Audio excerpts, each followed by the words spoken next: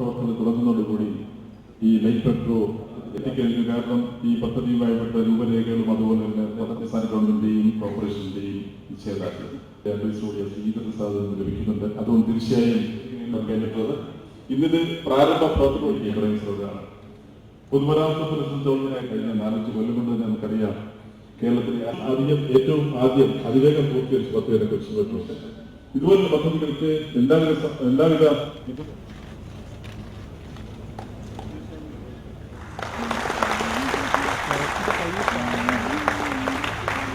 കൊച്ചി മെട്രോയുടെ ഡയറക്റ്റ് ആയിട്ടുള്ള പണി മാത്രമേ പിന്നെ ചെയ്യാനുള്ളൂ. അത് 1085 ദിവസത്തിനകം തീർത്തു തരാം എന്ന് ശ്രീ ശ്രീധരൻ പറഞ്ഞു. നമ്മൾ പണി ആരംഭിച്ചു. ഇനിതാ സമയബന്ധിതമായിട്ട് തന്നെ പോകുന്നു. ഗ്രൗണ്ടിലുള്ള ടെസ്റ്റ് റൺ കഴിഞ്ഞു. ഇപ്പൊ പാളത്തേലുള്ള ട്രയൽ റൺ നടന്നുകൊണ്ടിരിക്കുകയാണ്. എന്തുകൊണ്ടാണ് ഇത്ര വേഗത്തിൽ കൊച്ചി DMRCക്ക് കൊച്ചി മെട്രോയുടെ പ്രവർത്തനങ്ങളുമായി മുന്നോട്ട് പോകാൻ സാധിച്ചത്?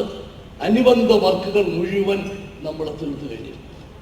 നമ്മൾ അതേ രീതി തന്നെയാണ് കോഴിക്കോട് തിരുവനന്തപുരം ലൈറ്റ് മെട്രോയിലും സ്വീകരിക്കാൻ DMRCയുടെ ഉപദേശം അത് നമ്മൾ അംഗീകരിച്ചു.